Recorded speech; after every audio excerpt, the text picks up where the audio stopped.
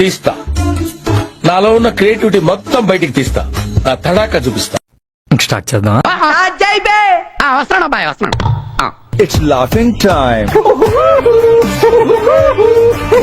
మాజీ ఎంపీ నందిగాం సురేష్ పై పోలీసులు మరొక అక్రమ కేసు బనాయించారు. పెద్ద నేనైతే చేయగలిగింది ఏమీ లేదు. చెప్తానాయల్లా నీ వల్ల కదా నా జీవితం సంకనాకిపోయింది. రానా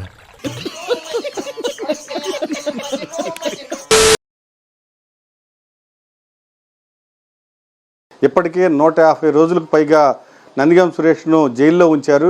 ఆడికి అలాగే అవ్వాలేరా. ఇప్పుడు తాజాగా మరొక అక్రమ కేసు బనాయించి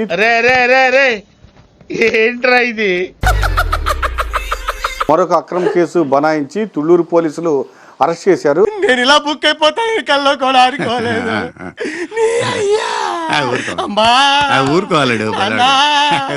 నేను వెళ్ళిపోతా.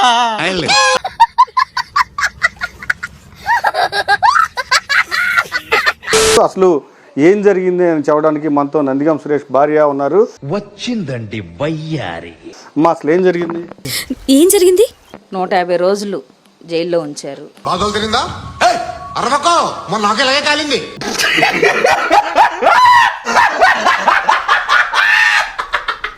అసలు ఎంత దారుణంగా కేసుని తారుమారు చేసేసి ఒక్కొక్కసారి తలుచుకుంటూ చచ్చిపోవాలనిపిస్తుంది సార్. ఈ బతుకు బతకదు వెతుకు దేవుడా. ఎంత దారుణంగా మీడియా సపోర్ట్ తో ఆ కేసుని హైలైట్ చేస్తున్నారంటే ఇది తప్పు. ఏంటిది అసలు వీళ్ళకి దేవుడు భయం, మనుషులు భయం ఉందా లేదా, లేకపోతే ఇట్లా బరితెగించి చూసావరా దీని తలపొగరు? ఇది ఇలా ఉంటేనే ఇంత లెవెల్ కొడతాందే. మళ్ళీ రాజకీయాలు చేయడానికి 4 ఏళ్లు బంగారం అంటోని రాజకీయాల్లో లేకుండా ఇంతటి మర్యాదస్తుని పట్టుకుని ఎంగులాకులు ఎత్తే ముష్టోడు అన్నాడు రా.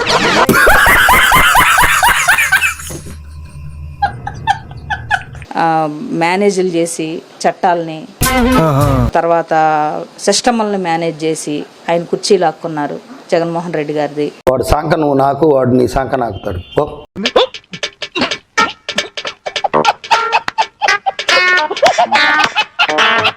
ఈరోజు మా మీద ఏంటి అంటే మేము రాజధానిలో ఉండకూడదు. మెయిన్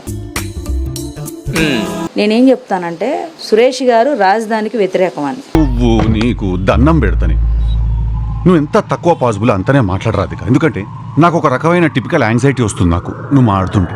మాకు రాజధానిలో పొలాలు ఉన్నాయి, స్థలాలు ఉన్నాయి.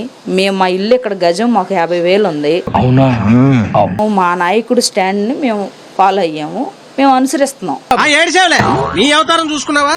మాకు ఆయన మాట ఏదన్నా మాకు ఉంది అంటే మాకు అది దేవుని ఆజ్ఞ లాగా మేము ఫీల్ అవుతాం.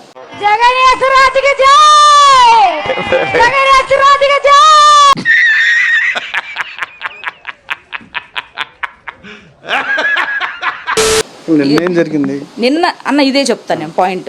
చెప్పు, ఏదో ఒక్కటి చెప్పు. నందిగాం సురేష్ వల్ల ఇక్కడ గొడవలు అల్లరి చిల్లర గొడవలన్నీ క్రియేట్ అవుతున్నట్టు. నేనేమైనా అన్నానా? అసలు నేను నోరెత్తానా? జరుగుతున్నది ఆశ్చర్యంగా చూసా అన్నా నేను. ఇదంతా టీడీపీ వాళ్ళు కూర్చొని మీటింగ్లు వేసి పూసుకొని ఆ పిల్లోడిని అట్లా ప్రిపేర్ చేసి అనుకున్నా తిరిగి నా మీదగా వస్తాడు అనుకున్నా. అసలు నోరెత్తితే అరెస్ట్ చేసి లోపల వేయాలనే కసితో ఉన్నారు మీరు. మా విషయంలో మీరు చేస్తున్న ప్రతిదీ ప్రజలు చూస్తున్నారు, దేవుడు చూస్తున్నాడు, మా నాయకుడు చూస్తున్నాడు. నా భవిష్యత్తు ఏంటో తెలియక నేను చేస్తున్నాను. నీ గతం ఎవరికి కావాలి?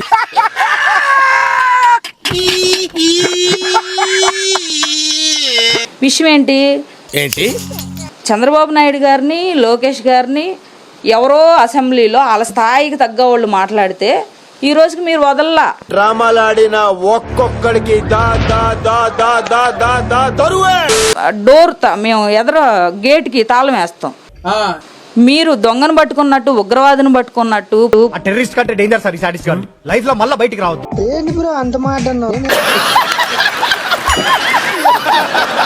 పొలాల్లో గుండా అటు కొంతమంది బెటాలియన్, ఇటు కొంతమంది బెటాలియన్, ఇటు రోడ్ల మీద బస్సులు పెట్టుకొని ఏంటన్నా ఆ అవమానం ఏంటి? మమ్మల్ని ఉన్నిస్తారా, ఉన్నీరా? ఏదో ఒకటి క్లారిటీ ఇవ్వండి.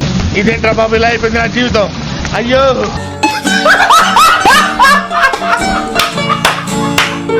స్టేషన్ దగ్గరికి వెళ్తే డిఎస్పీ గారు ఇట్లా పేలిన ఎలా అన్నాడు అన్న నన్ను. డిఎస్పీ గారికి సిఐ గారికి సొంత పగలాగా దీన్ని తీసుకొని ఇన్వాల్వ్ అయ్యి కింద కూర్చోబెట్టారన్న. ఆ వీడియో ఉంది, నేను ఇస్తా. ఇప్పుడు నువ్వేమన్నా ఏ ఇక్కుంటావో ఇక్కో అన్న. కింద కూర్చోబెట్టారు సురేష్ గారిని. నువ్వేనా పెద్ద కంచి కామకోటి పెట్టకపోతే అనుకుంటున్నావేంట్రా? వీళ్ళు చేశారన్న, టీడీపీ చొక్కాలు వేసుకొని టీడీపీ కార్యకర్తలు కూడా పోలీసుల్లా బిహేవ్ చేయరు.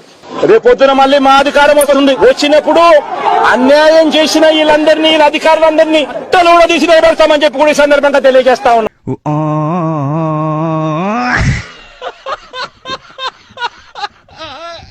నేను ఒకటి చెప్తున్నా అన్న, చెప్పు. లోకేష్ గారు మాట్లాడితే వేదాలు, మేము మాట్లాడితే బూతులు కాదు. ఎన్ని దారుణాలు సార్. నేనేమంటున్నానంటే, మీరు కూడా మీ డాడీని అరెస్ట్ చేసినప్పుడు ఒక మాట అన్నారు, ఎవరిని వదలను, రెడ్ బుక్ లో రాసుంచా.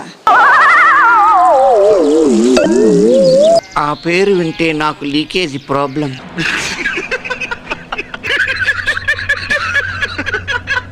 పాతాళంలో పడుకున్నా నేను కూడా లేపుతానని చెప్తున్నా. పాతాళంలో పడుకున్నా నేను కూడా లేపుతానని చెప్తున్నా. ఇదేంటో అయితే అరే నీ అబ్బా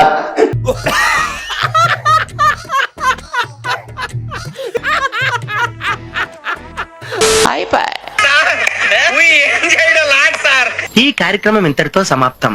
రేపు ఇదే అలవాసులపై మళ్ళీ కలుసుకుందాం. అంతవరకు సెలవు. మరి ఇలాంటి ఇంట్రెస్టింగ్ అప్డేట్స్ కోసం షేర్ చేయండి, లైక్ చేయండి, సబ్స్క్రైబ్ చేసుకోండి. ఫైనల్ గా గంట కొట్టడం మాత్రం మర్చిపోగా.